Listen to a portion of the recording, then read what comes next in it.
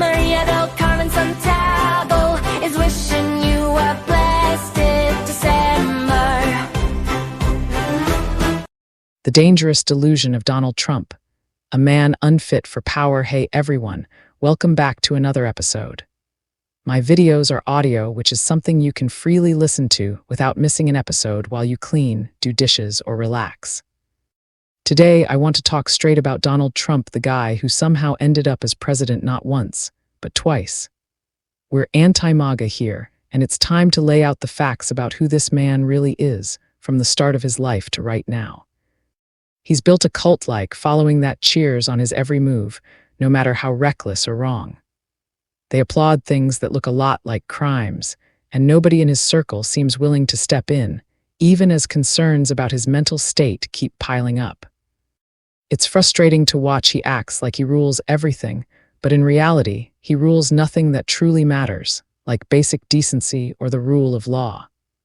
And honestly, my own health and peace of mind come first over stressing about a guy like that. Let's go back to the beginning. Donald John Trump was born on June 14, 1946 in Queens, New York. He grew up in a wealthy family. His dad, Fred Trump, was a big-time real estate developer who built middle-class housing in the outer boroughs.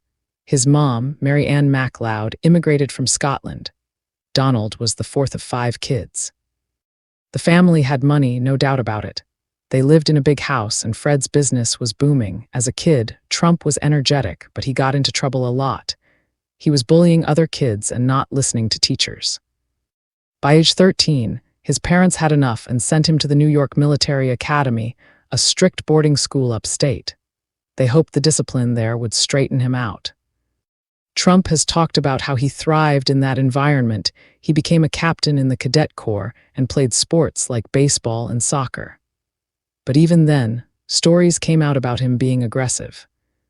After high school, he started college at Fordham University in 1964, but transferred to the Wharton School at the University of Pennsylvania, graduating in 1968 with a degree in economics. He avoided the Vietnam draft with student deferments, and later a medical one for bone spurs in his heels, something that's been questioned a lot over the years. Right out of college, Trump joined his father's company.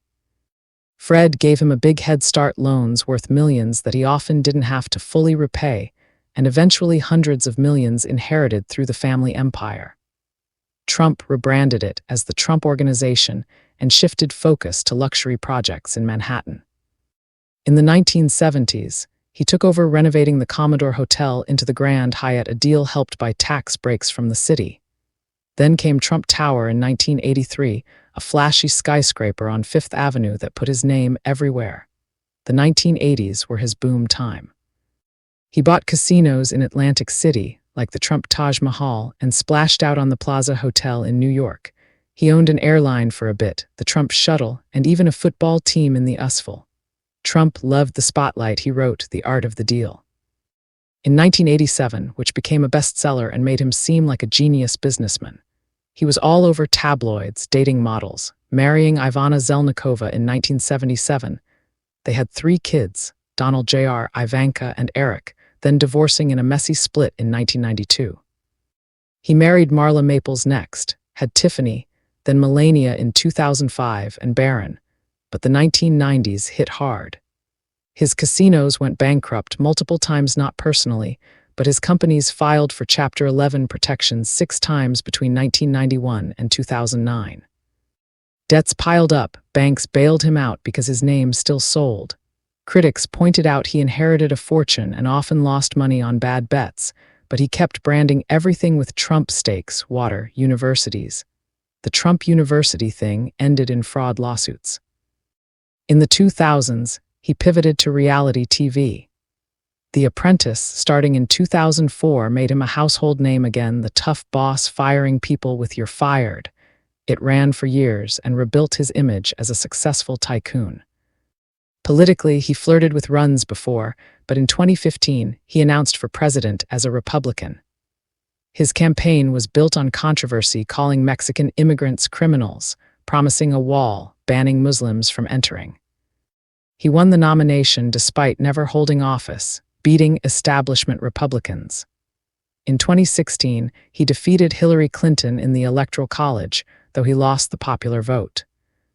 As president from 2017 to 2021, he pushed tax cuts for the rich and corporations, appointed conservative judges, and rolled back regulations.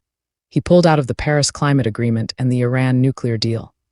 On immigration, he separated families at the border and built some wall sections. The Muslim ban got tweaked but upheld. His handling of COVID-19 was chaotic, downplaying it early, pushing unproven treatments. The economy boomed pre-pandemic, but critics say it was continuing Obama's recovery. He was impeached twice, first over pressuring Ukraine for dirt on Biden, acquitted by the Senate, second after January 6, 2021, when his supporters stormed the Capitol trying to stop Biden's certification. Again, acquitted.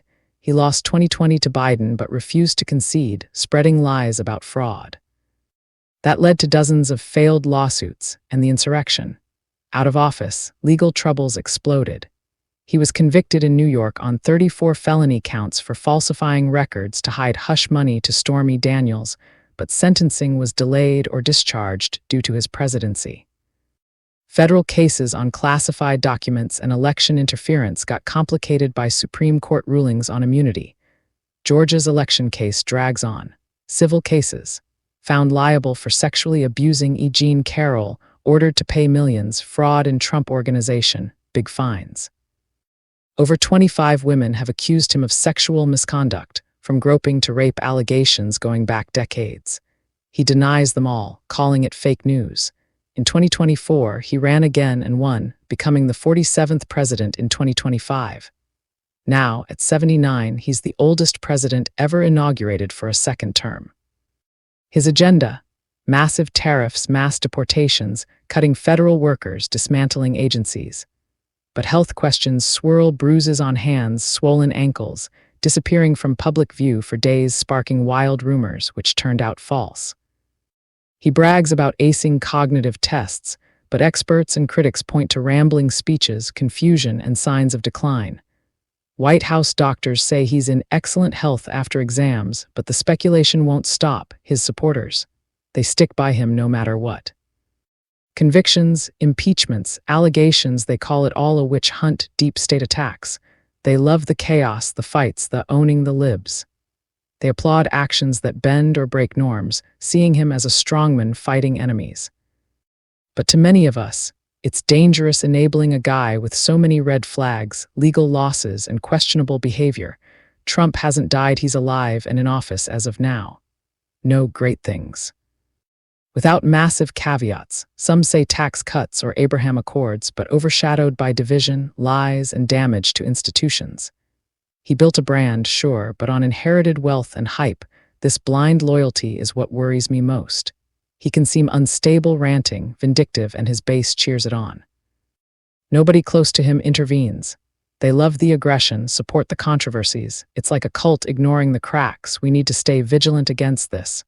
Facts matter. He's not a king. He doesn't rule us. Thank you for listening. I appreciate you. Follow so we can stay connected. Your support matters more than you know, and I appreciate every moment you give to listen. Your support is important to me, and it helps me a lot. Feel free to like, support, and subscribe. Crowning Thoughts, True Speaker, copyright 2025 by Santiago D.C. Maria, licensed under Creative Commons Attribution. I love you all and stay blessed. Thank you for listening. Love always. Santiago D.C. Maria. Maria del Carmen Santiago is wishing you a blessed